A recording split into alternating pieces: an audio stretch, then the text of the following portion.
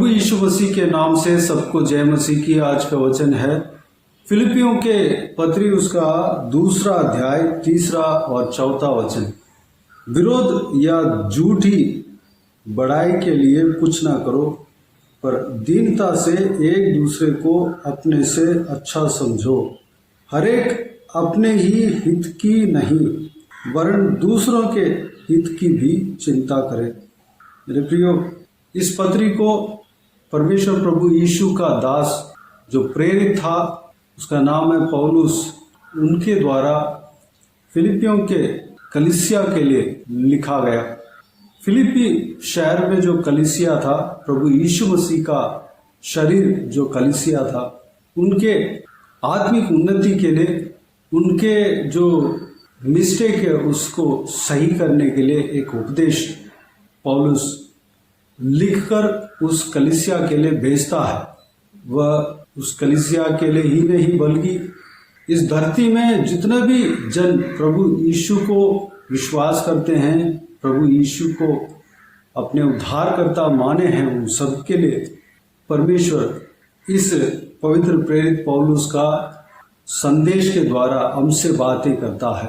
मेरे प्रियो, परमेश्वर इस वचन के द्वारा हमसे कहता है कि हमें दीनता के साथ रहना है। हमारे अंदर विरोध या डाह या झूठी बड़ाई नहीं होना चाहिए। हम जैसे हैं वैसे ही हमें रहना है। हम अपने आप को बढ़ाने से हम बड़ा नहीं बन जाता। हम अपने आप को झूठ बोलकर दूसरों के सामने अपने आप को बढ़ाने के लिए हम कोशिश करते हैं, तो वह बड़ाई नहीं है, बल्कि परमेश्वर हमें बढ़ाना चाहिए।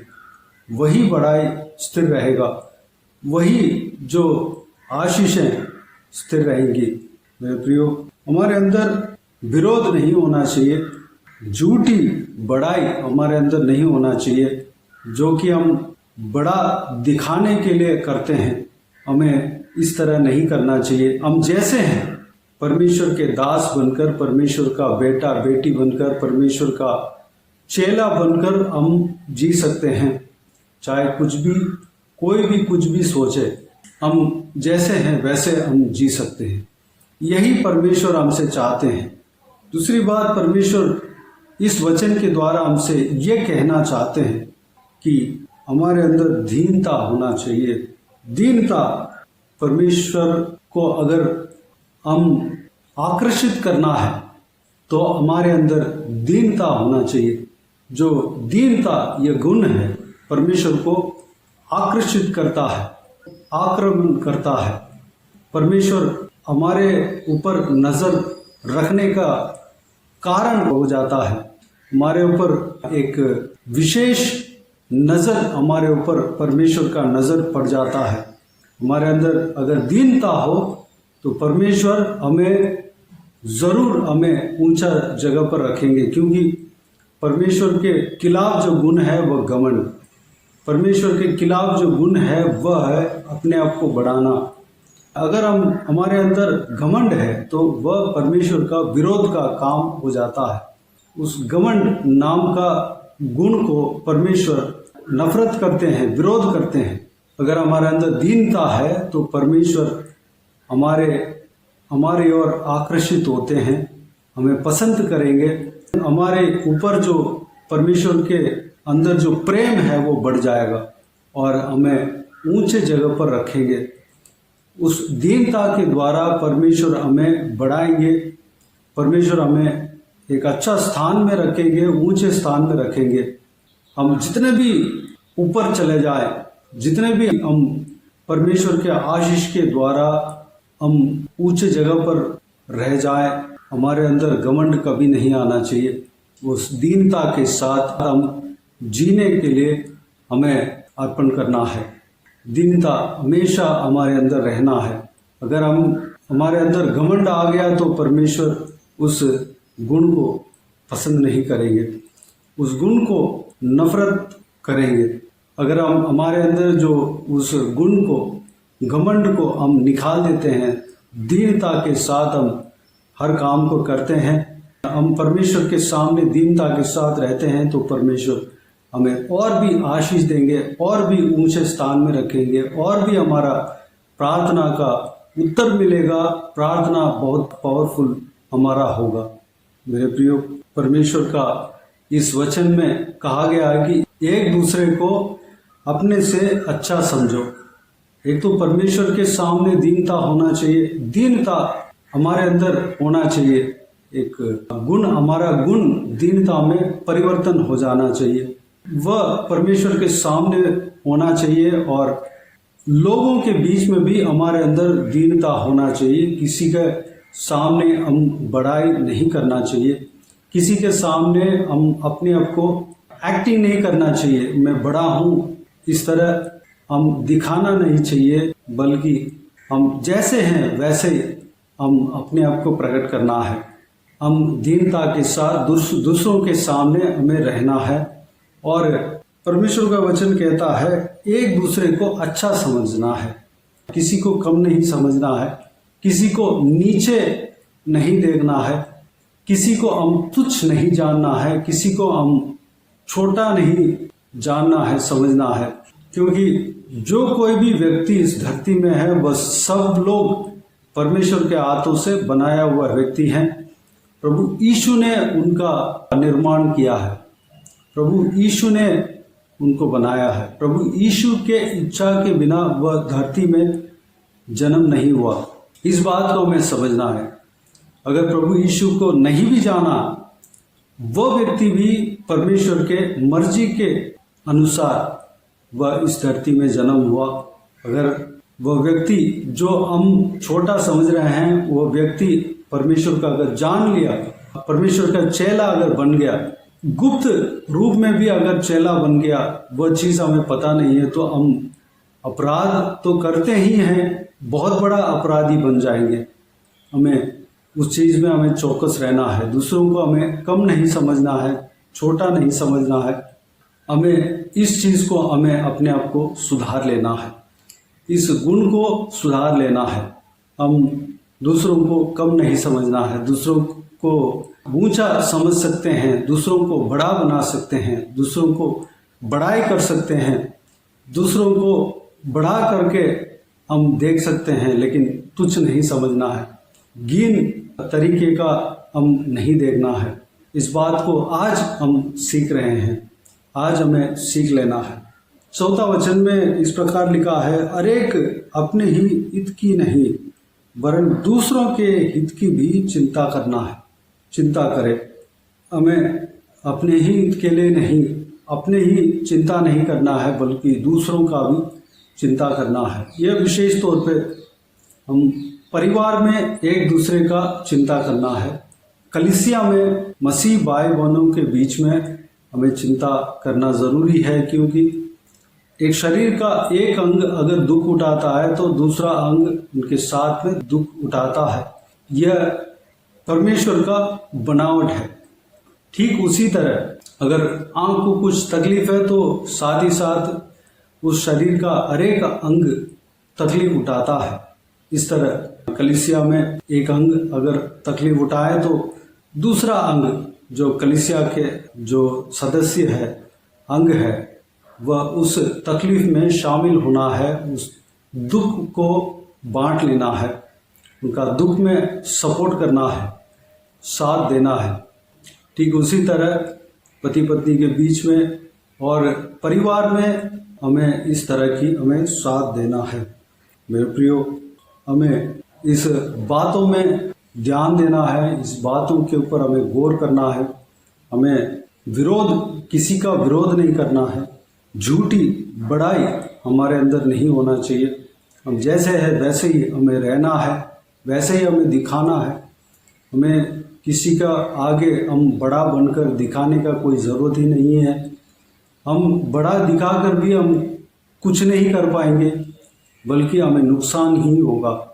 और दीनता के साथ हमें रहना है, दूसरों के आगे, परमेश्वर के आगे और दूसरों के आगे हम दीनता के साथ रहना है। हमारा गुण दीनता ही होना चाहिए, तभी हम आशीष पा पाएंगे। और दूसरों को हम तुच्छ नहीं जानना है, बल्कि हम दूसरों को अच्छा समझना है, बड़ा समझना है। और हर एक जन अपने ही हित के लिए नहीं वरन दूसरों के हित के लिए चिंता करना है। सारे बातें अपने जीवन में अपना अपना व्यक्तिगत जीवन में ध्यान में रखकर अगर हम चलेंगे तो परमेश्वर से हम बहुतायत से आशीष पाएंगे। तो आइए हम प्रार्थना में जाएं। स्वर्ग पिता दयालु परमेश्वर, हम आपको धन्यवाद देते हैं पिता, आज के इस आपके बहुमूल्य वचन के लिए आपको धन्यवाद देता हूं परमेश्वर। बीते हुए दिनों में हमें संभाला, बचाया, सुरक्षित रखा, आपको धन्यवाद देता हूं। आज के दिन के लिए आपको धन्यवाद देता हूं परमेश्वर। पवित्र प्रेरित पौलुस के द्वारा इस बहुमूल्य वचन को आप हमारे लिए कहा है पिता। आप हमें परमेश्वर सत्य मार्ग में सिखाने के लिए परमेश्वर कुछ बातों को हमें इस आपके बहुमूल्य वचन के द्वारा हमें बताया, हमें सिखाया। आपको धन्यवाद देता हूं परमेश्वर। जो कुछ भी आपके द्वारा कहा गया, पवित्र आत्मा पवित्र प्रेरित के द्वारा कहा गया परमेश्वर, उस सारे बातों का हम ध्यान में रखने के लिए अनुग्रह देना, हमें मदद करना परमेश्वर। उस बहुमूल्य बातों को हम पालन करने के लिए अनुग्रह देना परमेश्वर। हम पिताजी, हम दीनता के साथ रहने के लिए अनुग्रह देना। हमारे हृदय दीनता में कन्वर्ट होने पाए परमेश्वर, परिवर्तन होने पाए पिताजी। हमारे अंदर जो अगर घमंड है परमेश्वर, उस सारे घमंड को हमारे अंदर से दूर करना पिता। हम घमंड नहीं दिखाने पाए परमेश्वर, हम अपने आप को झूठी बड़ाई हम नहीं करने पाए, दूसरों के सामने हम बढ़ाने ना पाए, बल्कि हम जैसे हैं वैसे हम दिखाने पाए। हम परमेश्वर जैसे हम रहते हैं पिता, वैसे ही हम सभी से मेल मिलाप करने पाए, मिलने पाए परमेश्वर। हम अपने बातचीत के द्वारा, अपने कार्य के द्वारा हम अपने आप को बढ़ाने ना पाए। हालेलुया, आपको धन्यवाद देते हैं परमेश्वर। हमारे अंदर कोई कड़वाहट नहीं होने देना, हमारे अंदर कोई घमंड होने नहीं देना परमेश्वर। हम किसी का विरोध नहीं करने पाए परमेश्वर, अनुग्रह देना पिता। पिताजी, हम एक दूसरे का आदर करने पाए, एक दूसरे को अच्छा समझने पाए परमेश्वर, एक दूसरे को बड़ा समझने पाए परमेश्वर, अनुग्रह देना। हमारे अंदर जो कुछ भी कमी है पिता, आपके खिलाफ जो कुछ भी बातें, सारा बातों का हमारे हृदय से, हमारा अंदर से दूर करना पिता परमेश्वर। हम अपने हित के लिए नहीं बल्कि दूसरों के हित के लिए हम चिंता करने पाए, हम कार्य करने पाए परमेश्वर, अनुग्रह देना पिता। अगर हमारे परिवार में, हमारा कलीसिया में अगर कोई तकलीफ उठाता है परमेश्वर, उस तकलीफ में हम भाग लेने पाए, उनको सपोर्ट करने पाए, उनको मदद करने पाए, उस तकलीफ से छुड़ाने का काम हम करने पाए पिता, अनुग्रह देना। जिस तरह परमेश्वर एक शरीर में एक अंग अगर दुख उठाए तो दूसरा अंग भी उसका साथ देता है और उस तकलीफ से छुड़ाने का काम करता है परमेश्वर। वह भी दूसरा अंग भी उसके साथ दुख झेलता है परमेश्वर। ठीक उसी तरह हम भी अपने परिवार में परमेश्वर एक दूसरे का हम मदद कर लेने पाए, एक दूसरे का हित के लिए चिंता करने पाए। और कलीसिया में परमेश्वर आपके जो अंग है पिता, हम दूसरे अंग का परमेश्वर हाल चाल हम समझने पाए, उनका दुख में हम मदद करने पाए, उनका दुख में शामिल होने पाए, उनका दुख में परमेश्वर हम हाथ बांटने पाए परमेश्वर, अनुग्रह देना। हालेलुया, धन्यवाद। उस दुख में से उनको दूर कराने के लिए, करने के लिए हम परमेश्वर, हालेलुया, हम कार्य करने पाए परमेश्वर, अनुग्रह देना। ये सारे बातें हम ध्यान में रखकर चलने पाए, अनुग्रह देना पिता। हम सबको आशीष देना, संभालना। जो कोई भी जन इस वीडियो को देख रहे हो, सभी का जीवन में कार्य करना पिता। सब लोग आपकी शिक्षा के द्वारा हम आत्मिक उन्नति पाने पाए, अनुग्रह देना पिता। धन्यवाद देता हूँ परमेश्वर। हमारा हृदय हमेशा शुद्ध रहने पाए पिता, हमारा हृदय को आपके लहू से धोना, शुद्ध करना परमेश्वर। धन्यवाद देता हूँ। घमंड हमारे अंदर कभी नहीं आने पाए, अनुग्रह देना। बाकी सारे बातों को आपके हाथों में सौंपते हैं परमेश्वर। जो कोई भी जन बीमार है उनको आपके हाथों में सौंपते हैं, उन्हें छूना, चंगा करना। अगर हमारे अंदर गलत विचार है तो परमेश्वर सारा विचार को दूर करना पिता, हमारा हृदय पवित्र रहने पाए पिता, अनुग्रह देना। जो इस वीडियो को देखने वाले हर एक जन के ऊपर आपके हाथ हमेशा बने रहने पाए, सभी को सुरक्षित रखना, संभालना, जहाँ कहीं भी जाते हैं आते हैं उन सभी को सुरक्षित रखना पिता। बाकी सारे बातों को आपके हाथों में सौंपते हैं। सारा आदर महिमा जलाल आपको मिलते रहे। सारा दुआ प्रार्थना को प्रभु यीशु मसीह के नाम से मांगते हैं, सुन और ग्रहण कर। आमीन आमीन। प्रभु यीशु मसीह के नाम से प्रभु यीशु मसीह का आशीष और अनुग्रह हम सभी के ऊपर बने रहें। आमीन आमीन। मेरे प्रियो, इस चैनल को सब्सक्राइब करें और शेयर करें। अगर किसी को भी प्रार्थना का विषय हो तो डिस्क्रिप्शन में दिए हुए नंबर पर कॉल करके प्रार्थना करा सकते हैं। हम आपके लिए प्रार्थना करेंगे। आप अपने व्यक्तिगत प्रार्थना में हमारे लिए प्रार्थना कीजिए, इस सेवकाई के लिए, इस सेवकाई का उन्नति के लिए, इस सेवकाई में जुड़े हुए हर एक जन के लिए, हर एक आत्मिक उन्नति के लिए, तरक्की के लिए, आत्मिक आशीष के लिए, संसारिक आशीष के लिए, पारिवारिक आशीष के लिए प्रार्थना करें। परमेश्वर प्रभु यीशु आप सबको आशीष दे। इस सेवकाई के द्वारा परमेश्वर आपके जीवन में कार्य किया हो वो भी हमें बता सकते हैं, ताकि हम सब मिलकर परमेश्वर को धन्यवाद दे सके, महिमा कर सके। प्रभु यीशु आप सबको आशीष दे। आमीन आमीन।